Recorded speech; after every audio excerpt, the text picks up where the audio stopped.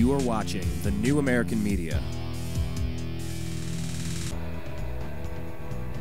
You are listening to the Agree to Disagree program on thenewamericanmedia.com. Hello, everybody. Happy Friday. Once again, thank you very much for joining us here on the newamericanmedia.com's Agree to Disagree program. I am your humble host, Brian Engelman, and we want to mention to everybody who's listening to this show after the fact, living in the infinite universe known as the Internet and YouTube especially, please click subscribe, because then you get the updates when we talk about our sports shows, when we talk about our political, spiritual, esoteric, financial, etc. shows.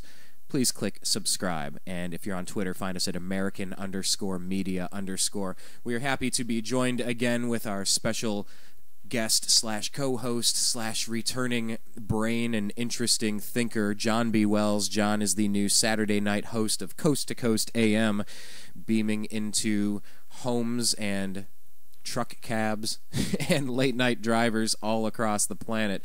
John, thank you very much for being with us again. I did preface the previous segment with the question from Mark Clare with lionsofliberty.com, and he said, question for John B. Wells. We've had internal debate on Fukushima, the hype versus the reality. What are your thoughts on this? And we've heard you we've heard you interview different people on Coast to Coast, and we know that, radiation fallout and nuclear contamination is a big topic close to your heart. We touched on it earlier. But specifically, what is the reality of what's going on? What is the hype? And what is the cover story of Fukushima today? Okay. This is what I've been able to boil it all down to. The Japanese people are resigned to a terrible fate awaiting them in the future. They did not, number two, they did not want those nuclear power plants turned back on at all. They're afraid of it now because they know what it's doing.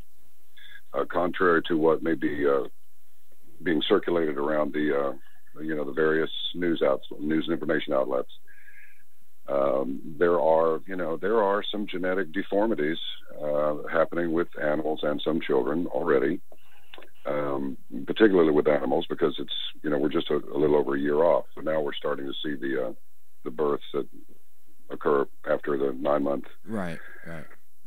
Okay. So this is what we have. The Japanese government is they're still very conscious of saving faith. Thank you. They don't want to make it sound any worse than it is. They're very tight-lipped about it. But I will tell you that on Coast to Coast AM, week before last, I put together and had the privilege of hosting the Fukushima Forum, where I had a different specialist on the program for each of the 4 hours. We start off with Arnie Gunderson. Some people say, oh, Arnie Gunderson, this and that. It's like Arnie Gunderson is a nuclear engineer. He explained his bona fides clearly to me, and I was satisfied that he could go on the program, talk about whatever he wanted that had to do with the nuclear industry. By the time we came to the end of it, it became sort of you need to look out for yourselves, because you need to help and look out for yourselves and rely on yourselves, because you are not getting the proper information. Example, the 15 out of 15 bluefish tuna caught off the coast of San Diego. What percent is that? Well, what percent of the total amount of fish that are caught out there? No, I was making the joke. 15% of 15 of 15. That's 100% of the fish caught out. Yeah, right. I'm sorry, you're too fast for me. Stop that. It's not late night. No, it's all good. My math skills. Listen, 100% tested positive for cesium-134 and 137. And what is cesium-134 and 137? That's the stuff that's swimming over from the Pacific from Japan, from Fukushima. Yeah, I'm not a nuclear engineer, but what it is, it's the nasty radiation that hangs around after a meltdown. Great. And here's the thing that I didn't know this until I got into it. But the spent fuel rods, I'm getting a little bit ahead of the story, but the spent fuel rods are much more radioactive than the brand new ones. It's odd, which also opens up a future doorway to discussing this depleted uranium. They like it because it's really hard, but what else is it? You have to get into that science to be able to understand what it is. You certainly don't want to breathe much of the dust from the ammunition, let's put it that way. Now back on this Fukushima thing. So no one said, well, this is an acceptable level of cesium-134 and 137. Go ahead, make yourself a nice bluefin sushi surprise. Nobody said that. Also, this information was released after they released their findings. So by the time we heard about this, this was some months old. Certainly 4 months old as of about 2 weeks ago, 3 weeks ago. So the information that we're getting that really is solid is not being released to us quickly. Months pass. Now, one of the members of the forum who declined to be present was a nuclear physicist from the University of California system, but I can't say his name or which one of the UC campuses it was. To give you a hint, they study nuclear physics. I just about had him talked into coming on the program, but he, at the last minute, he went, I have to decline. I just have to. He got spooked. He felt the footsteps or got a phone call or a knock at the door or something. Well, yeah. Then this was fortunate because at least I could maintain his anonymity to some degree. But he went there, and because they asked him to go there. And he gave them the answers that they asked for, and they didn't like those answers. Here are some of what the good professor had to say. It'll be 10 years before they can even crack the lid to look in and then begin cleanup. Number 2, a spent fuel reprocessing plant where you strip off the plutonium and, dispose of the slag, so to speak. That was supposed to have been completed on a different part of the island 10 years ago. It's not completed still. These spent fuel rods are sitting in the open air in large pools of water, completely exposed to the elements. And that area is just rife with earthquake activity, continuously almost. In fact, just a few days ago, there was another 6.8 or some big one. And then just a couple of days ago, there was a big Cat 5 typhoon headed toward it. Haven't heard a thing about it since and haven't looked into it. I don't need to know that it's hit the plant. All I need to know is that, yes, the area continues to have amazing storms and outrageous earthquake activity. So these people, because we decided to buy theirs, I got to tell you, Brian, there is an element of this. Now, this is the liberal part of me because, I'm a hard man, but I'm a fair man. This is the liberal part of me as we perceive it today, or at least as we perceive it today. We made a demand on the Japanese people for products. To meet those requirements, they built over 50 nuclear plants in that island. I repeat, 50. That is a ton. It's a over tiny, 50. Small place, Japan, not big. I've heard 54 and I've heard 53, but that was for the industrial demand. And now the free market, if you will. My question: why is the world not coming to their rescue? Are you telling me that across the entire Earth there aren't enough smart people, not enough smart men and women to be able to sort this out? Because if there's another major earthquake or another, I don't know if it was Israel paying Japan back for selling enriched uranium to the Iranians. I don't buy into any of that stuff. If it turns out there's a fact that can be shown to be a fact, okay, we'll take it from there. But in the meantime, some people say, well, there was so little damage, and Israel, is paying them back. They sent off an A-bomb in the trench and caused a tsunami. Whatever. I don't care. What I care about is the tsunami came in there and wrecked those plants. And that stuff is spreading all over the place. Now the spike is, when this first happened, within 6 months or so, I believe it was 4,000, what they called extra deaths along the Pacific Northwest of the United States. Oh, boy. Now it's up to 25,000. Extra deaths. This is just mathematically averaged out. Yeah, it's not over at all. Great. And I thought, well, a Geiger counter is not like a magic wand. It's about as effective as a medieval medicated screen. To set between the royalty and the poor sick people that had come for some sort of mercy or relief. But it's pounding the left coast over here. It's crazy.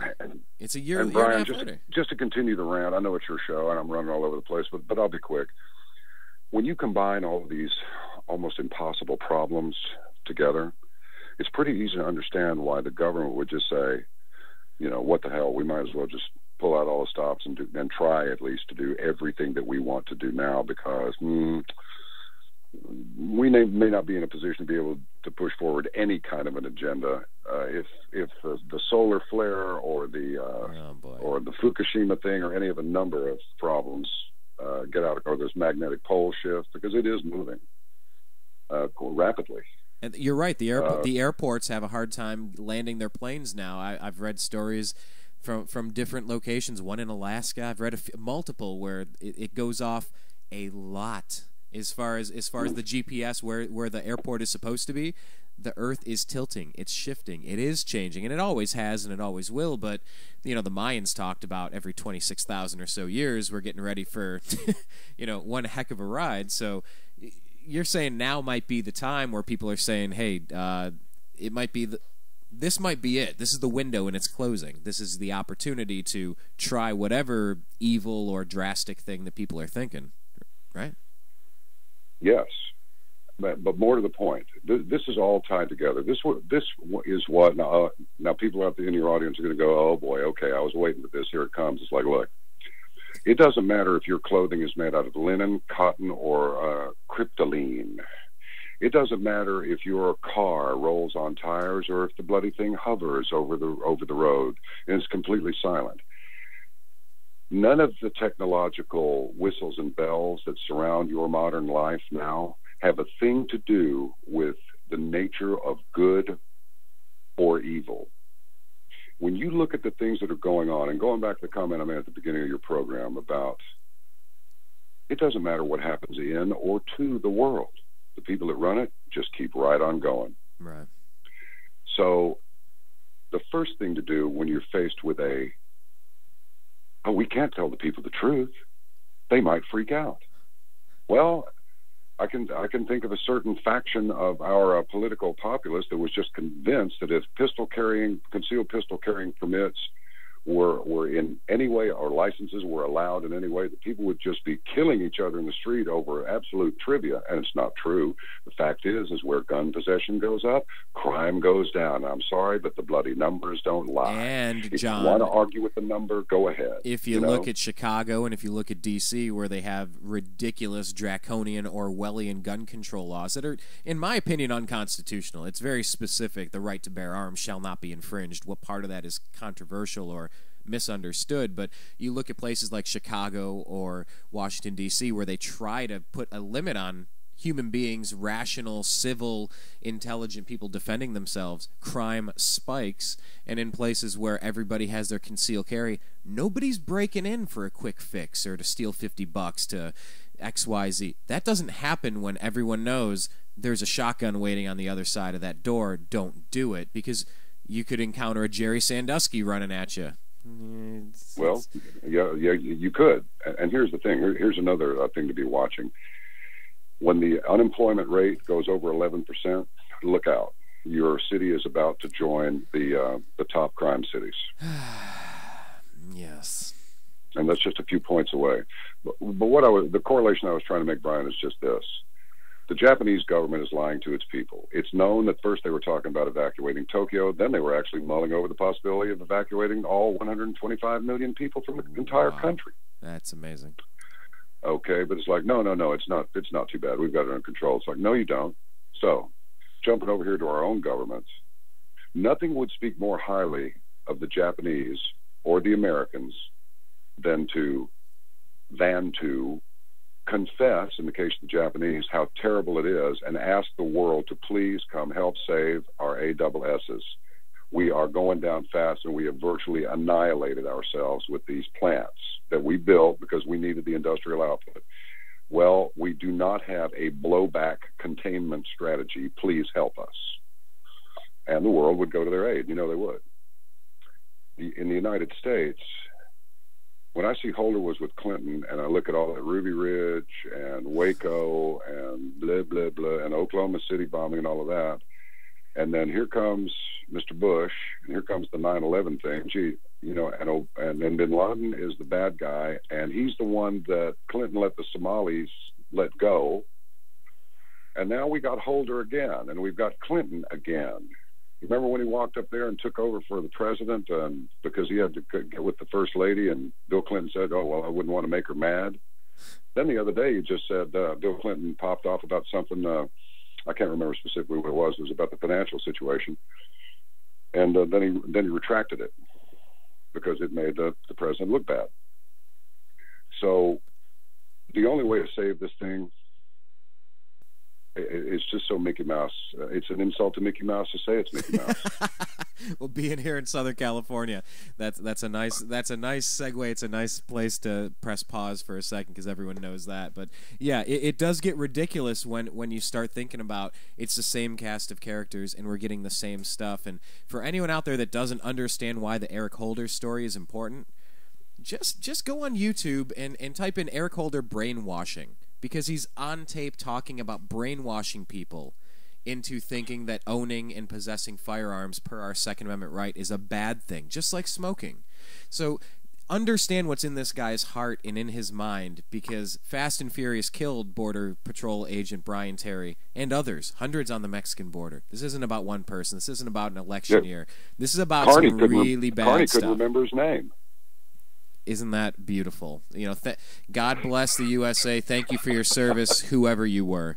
You know, I mean, yeah, bye. Hey, you know what, John? I want to ask you one thing. We're going to pause for a quick break here in a second, but I want to make sure I get this in. Is the story of the beating death of Kelly Thomas in Fullerton, California, on your radar at all? I didn't have a chance to talk to you about that. No, it's not, but it will be by the time we come back from the break. Okay, perfect. Well, you can take a look on our YouTube page, youtube.com/thenewamericanmedia, or you can take a look. It's the Fullerton Police. Kelly Thomas was his name. There's video of this fat police officer having a problem with this guy, a schizophrenic, this dude. He's been in and out of places. He's sitting on the and I'm sorry, Brian. Yeah, I know who he is now. And the cop's putting on his latex gloves, saying, you know what these are? He says, what? These are fists, and they're getting ready to F you up. And then these guys proceed to beat him to death. And you know, it's just, we have to take a little bit of stock as far as what's going on, whether it's the top cop in the land or some middle-of-the-road cop down the street. If someone's up to no good, we need to stand up and speak out against it, because that's all it takes for evil to succeed in this world, is for the good men to stand by and be silent. So let me be silent for about a couple of seconds here as we take a quick station identification break. If you're listening on YouTube after the fact, please click subscribe. We appreciate it. My name's Brian Engelman. This is the Agree to Disagree program on thenewamericanmedia.com with our special guest, John B. Wells, the Saturday night host of Coast to Coast AM. We're going to come back. We're going to talk a little bit about Eric Holder, some Oklahoma City, some brainwashing, some leaked documents, some purging voter rolls, some ballot fraud, and more on the other side. You are listening to the Agree to Disagree program on thenewamericanmedia.com. Follow thenewamericanmedia.com on Twitter at American_media_.